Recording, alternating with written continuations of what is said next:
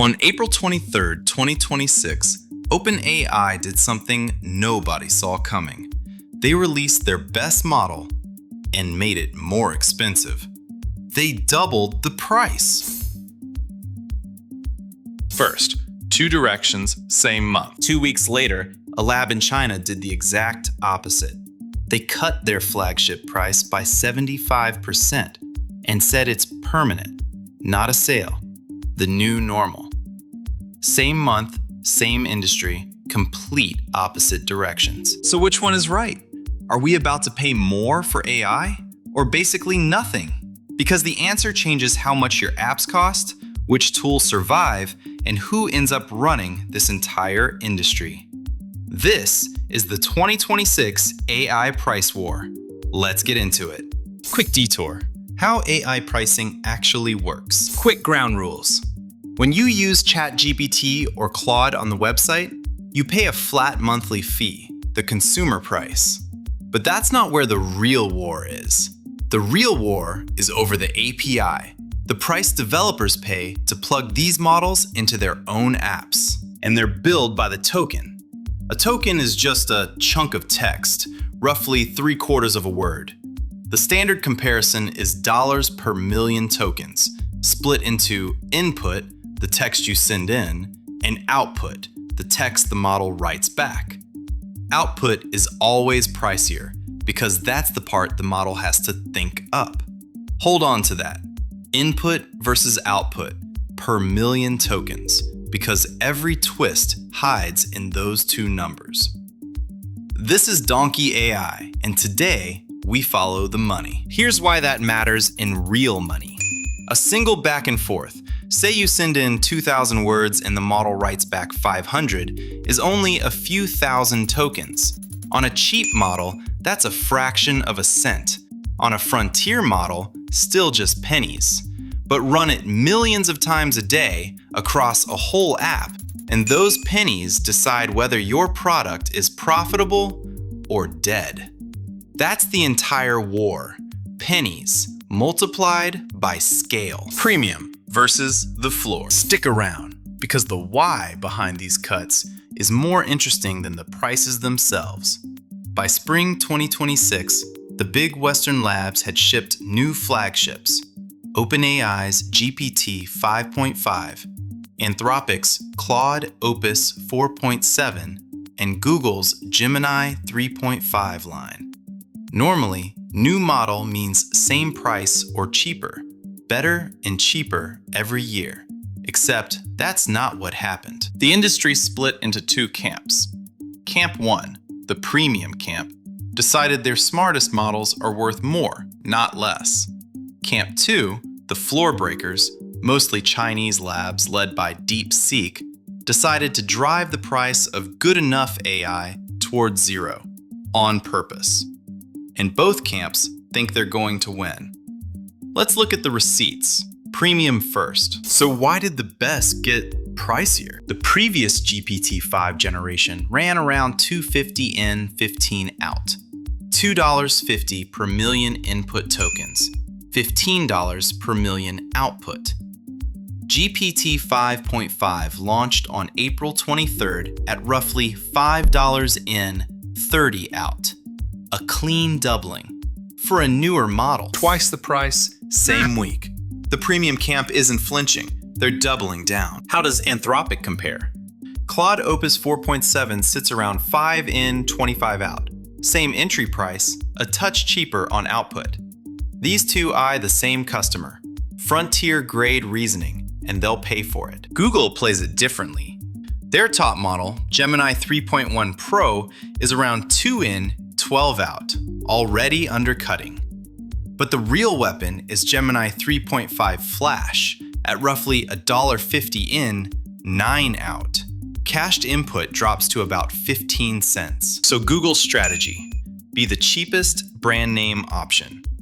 While OpenAI and Anthropic fight over the premium high ground, Google says, why pay double? Hold that thought.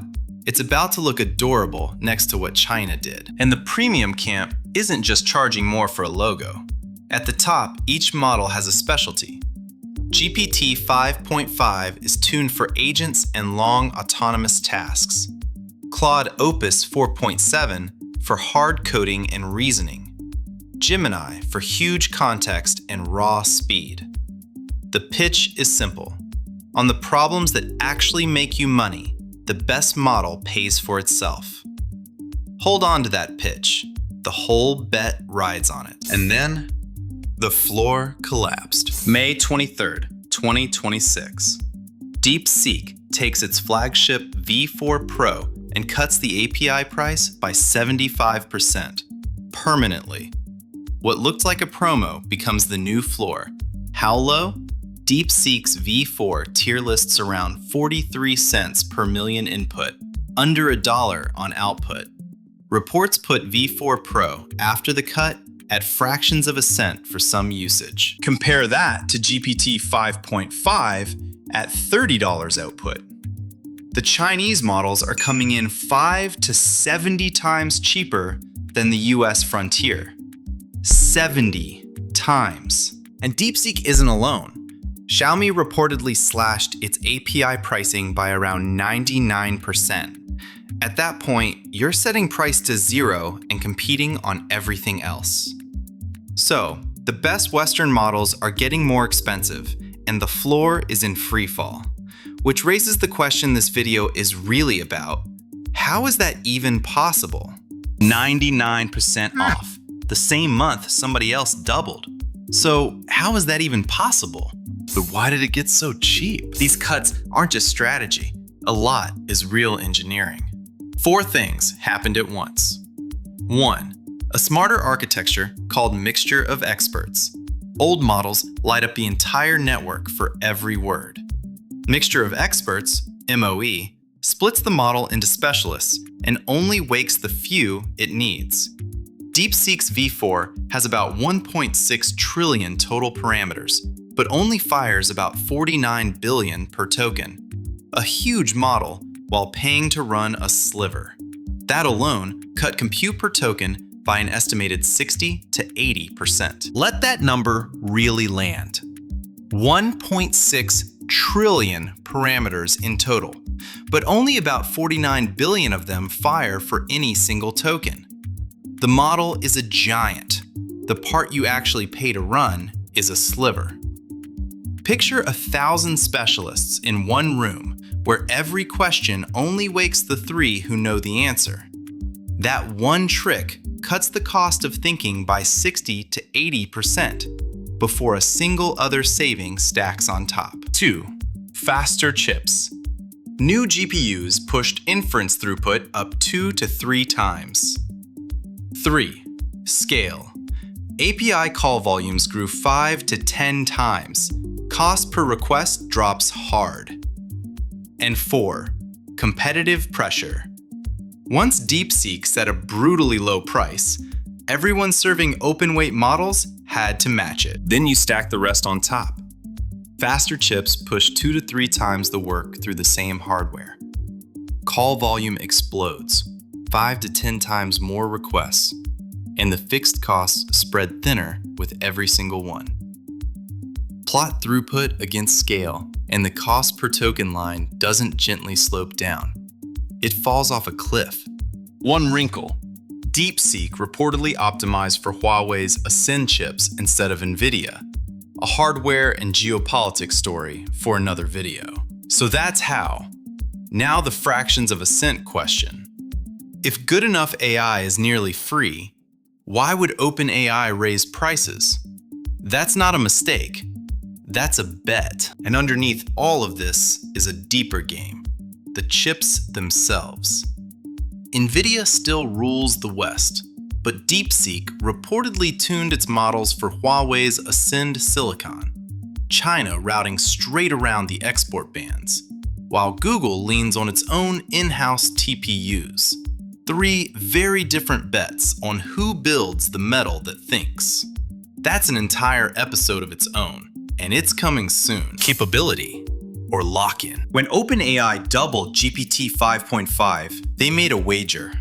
The frontier is worth a premium. That the very best reasoning, coding, agents, hard problems, is so much more valuable than good enough that a serious business pays 10, 20, 50 times more. If an agent runs your support or writes production code with fewer mistakes, the price of tokens is a rounding error next to the value. At the top end, you're buying results, not tokens. The floor breakers bet the opposite. For most tasks, summarizing, classifying, chat, basic coding, good enough is good enough, and price races to zero. So the real question is the moat capability or lock-in? If the only thing keeping you on a premium model is that it's smarter, that lead can vanish with one open weight release. But if your whole stack is built around one provider, cheap competitors can't pull you away. The floor just got set by someone outside the traditional players. Now we find out whether the giant's moat is real or just inertia. So how do you actually tell if a premium model is worth it? 2 questions. 1. Is the task genuinely hard? The kind where a smarter model makes fewer expensive mistakes. 2. Is your stack locked to one provider or can you swap it out? Hard task, easy to swap. Pay for the best, but stay ready to walk. Easy task, locked in. That's the exact trap the giants are betting you'll fall into. So what does it mean for you? You're not a $1 trillion lab. What changes for you? If you're just a user, great news. Competition this fierce keeps the free and cheap tiers getting better. If you build things, you live in a golden age. The smart move in 2026 isn't picking one model, it's mixing. Route easy, high-volume work to a dirt-cheap model. Send only the hard problems to the expensive frontier one. People cut their AI bills by huge margins doing exactly that. So here's the move. Route the easy work cheap and save the premium models for what's actually hard. Here's what that looks like in the real world. A developer wires up a router.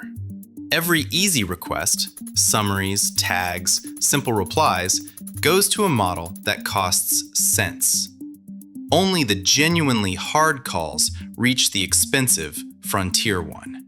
Same product, same quality where it counts. The monthly bill, watch it drop from thousands to a few hundred. That's not a hack.